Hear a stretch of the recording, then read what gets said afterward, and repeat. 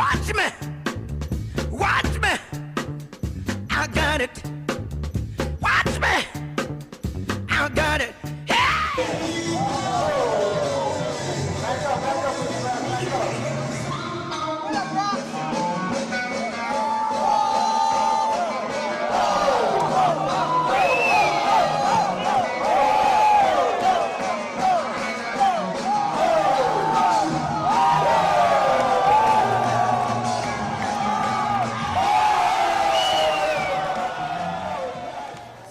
Right now is like I want a couple of you guys, or if everybody wants to go out, and the idea for footwork is to not necessarily think of the steps that you're gonna do. Like the way you come up with steps is not to think so much of like before you go out, you're not gonna go out and be like, oh, I'm gonna do 2-step, 3-step, 4-step. You know, like you kind of want to just go out and you kind of just want to experiment with, you know, kicking out or sweeping your legs. You know, you don't always have to like do everything like the way that's standard. Like you guys gotta find ways to break it down. Different, come around, switch up your flow. And remember, when people break, we always break in circles.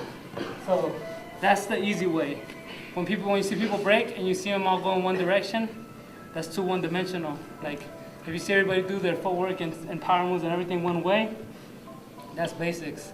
But if you can start breaking down like your footwork from here to here to here to here, so instead of always just doing this, once you start cutting it in half, making patterns with it like squares, triangles, all that stuff, it starts to look different.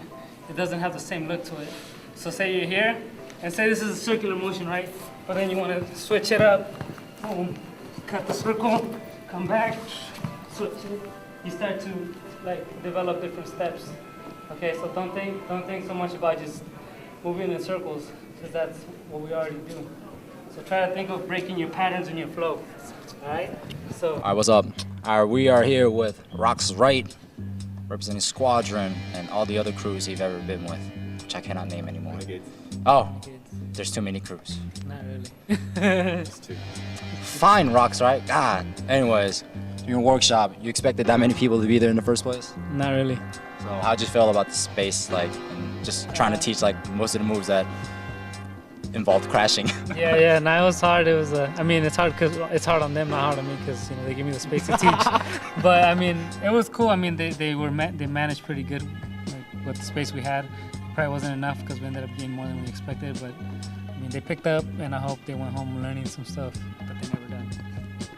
All right. Now you were talking about in your workshops about how when you're teaching like actual like school programs and versus like just workshops, there's a lot of differences. Why don't you just, can you go over that real quick?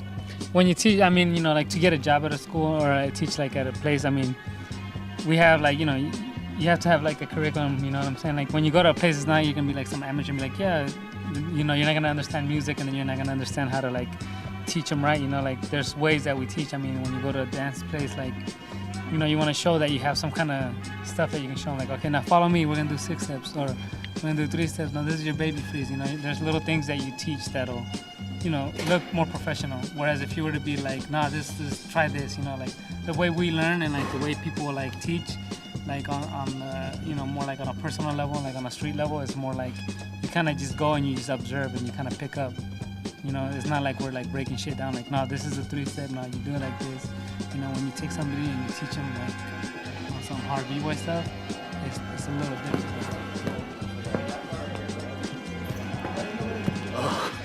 My head hurts a lot. I have like red spots now. I'm seeing stars.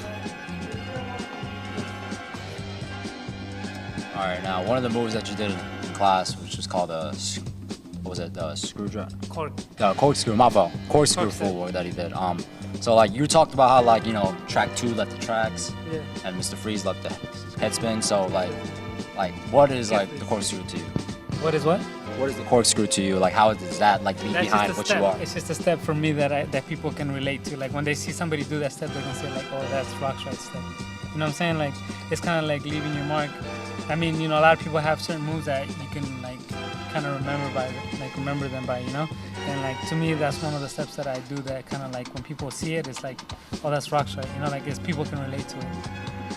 All right. Also, like when you're teaching a lot of like people in class, there was that last one where you like somehow went up in the air with your head and you came back down smoothly. and you saw a lot of kids just smacking their heads on the ground. Like, you know, I don't really have a problem with you teaching stuff like that, but at the same time, you know, you gotta think about the safety of these kids, man. They're gonna die. Well, the thing is, I'm teaching them like a lot of like really basic fundamentals, and this is what this shows you, like.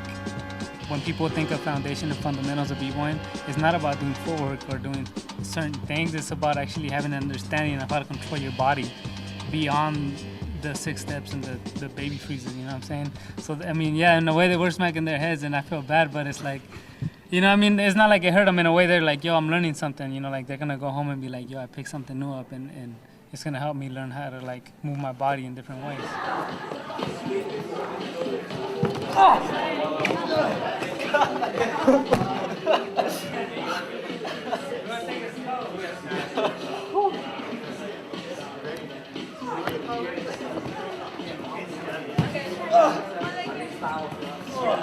Now, last but not least, now we've always noticed that you practically never crash in any of your sets, you know? Now, you know this question is coming, you know?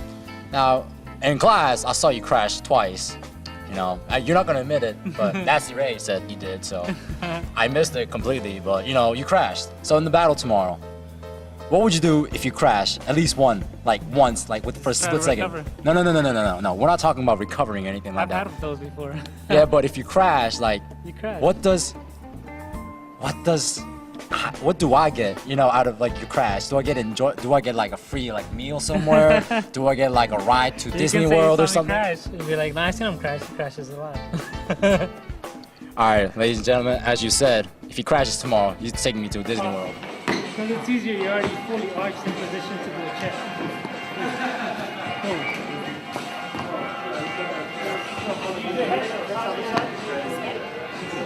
How does he not crash? Well, see, in Southern California, there's a laboratory that's been engineering a lot of humans.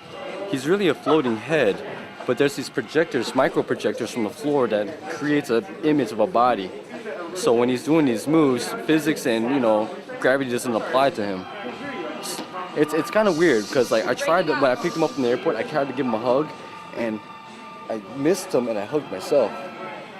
So I couldn't even physically touch him. So that's why he doesn't crash, because he has no body to crash. Oh. Look, see? Look how he stands right now.